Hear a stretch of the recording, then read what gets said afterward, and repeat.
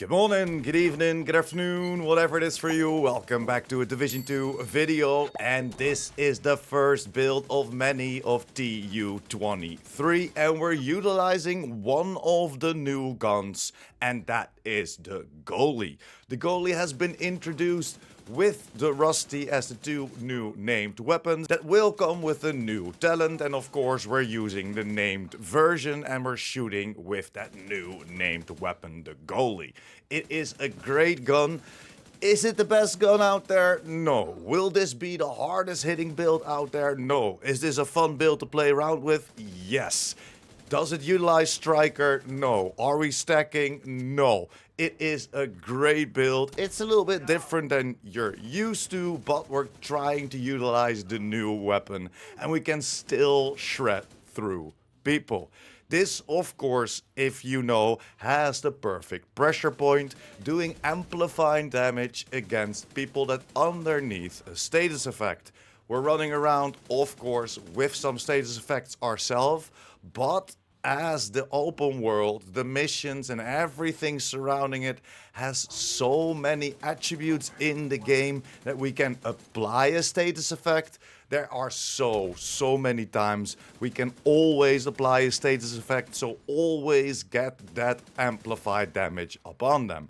It is not a 100% uptime, and this is of course also a build that works without and with the new modifiers. As you can see in the background, we're fighting without the modifiers, but if we toggle on the new modifiers, we can just run and gun through everything. It's a blast to play around with this, with or without modifiers. But that's enough intro, that's enough gameplay. I will show you some snippets of gameplay throughout, of course, the build, but let's dive right in. And to start with our specialization, we're utilizing the minigun specialization. Make sure to stack into your weapon that we're using. That is an assault rifle. And why are we using the minigun?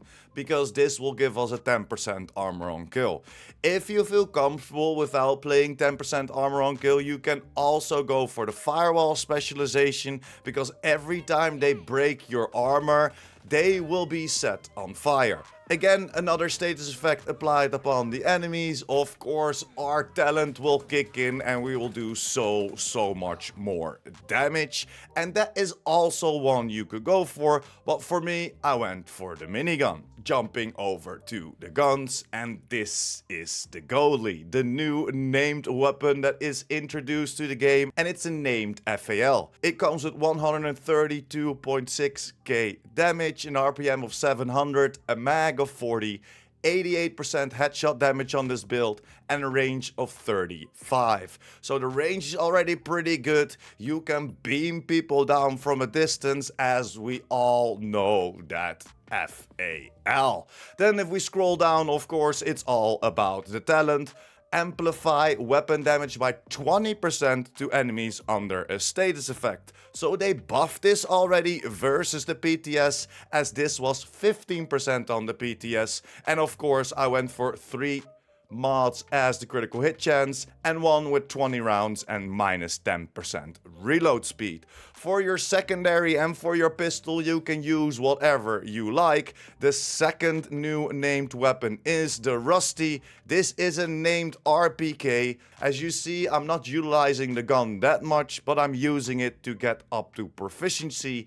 As you see, my proficiency rank is only 5. That's the same for your pistol. Put a pistol on that you don't have proficient yet, and you will rank up your proficiency rank and of course your expertise rank a lot faster.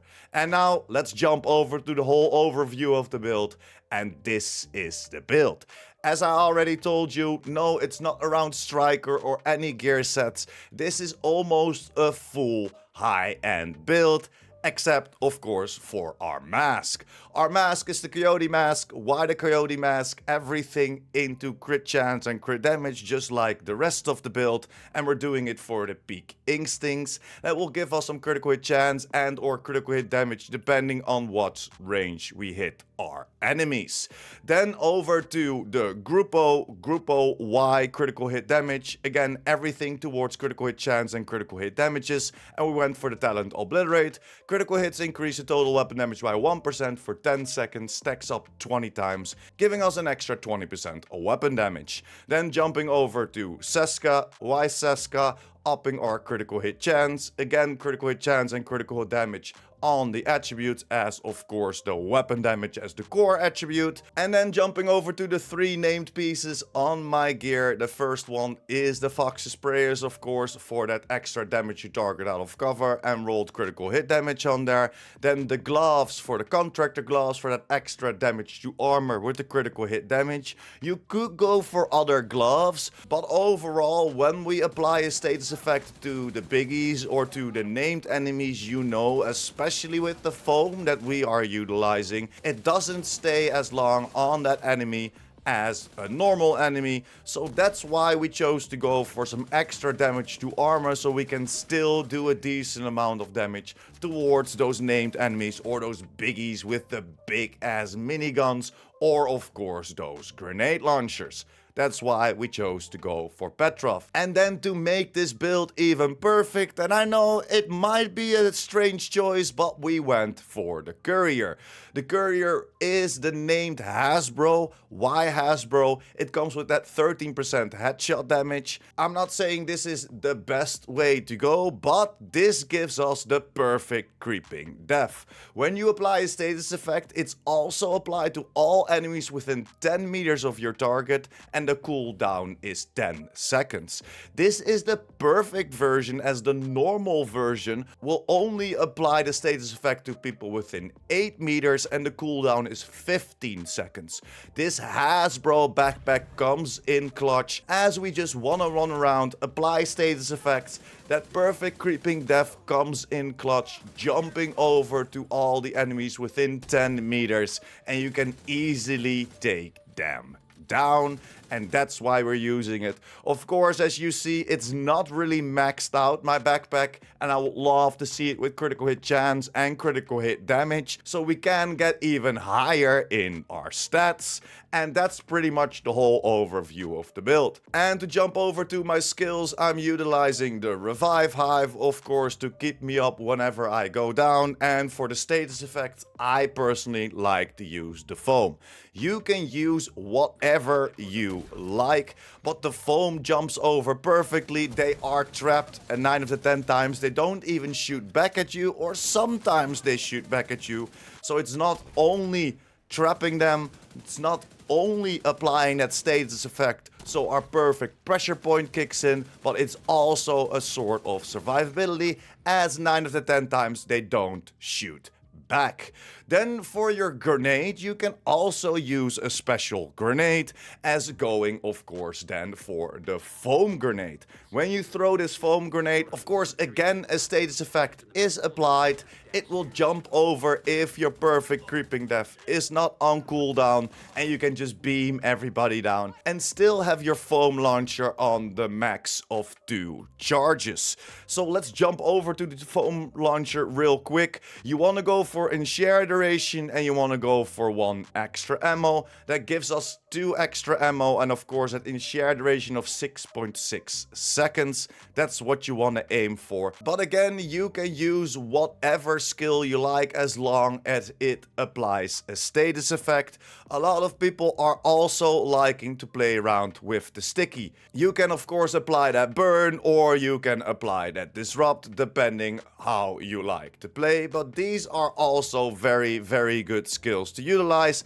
I personally just love my chem launcher a lot with that riot foam. And let's jump over to the stats real quick. We have 51% critical hit chance because we're running around with that Coyote's mask. We have 164% critical hit damage. This can go up to 176 if we of course get that critical hit chance on our backpack. If we go back to our inventory, go back to our backpack, you see that we have weapon handling and critical hit damage on there. If the weapon handling would be a crit chance, we could lose another crit chance mod. or a crit chance roll to add an extra headshot or add an extra critical hit damage. So we will even do more damage throughout more critical hit damage or throughout more headshot damage. That's already at 88%. And that's pretty much it. Everything else is not added to the build. We don't have some extra hazard protection, we don't have extra arm regeneration or whatever to give you a little bit more survivability. This is a straight up red build. And that's pretty much it for my first TU23 build. And like I already mentioned, will it be the hardest hitting build out there? No. Is it fun to play around with and does it work? Hell yes. Try it out. Let me know in the comments down below what you like about this. And of course, if you want to go for a solo build, of course, if you want to go for straight up status effects, yes, OD with the perfect status will still do a lot more damage. But I wanted to utilize some new things that were added to the game, and the Rusty and the Goalie are a pretty decent addition. Again, let me know in the comments down below what you like about this and how would you set this up. Would you change a few things around? Of course, Striker will give us some more damage output, but there are already so many Striker builds out there. I wanted to give you something that is almost just high. And thanks for sticking until the end. Like the video if you liked the video or helped you out in any way or form. And of course, if you're new here and or you want to be updated by the Division 2, make sure to hit that subscribe button as well. And I will see you in the next one. Pure Prime out.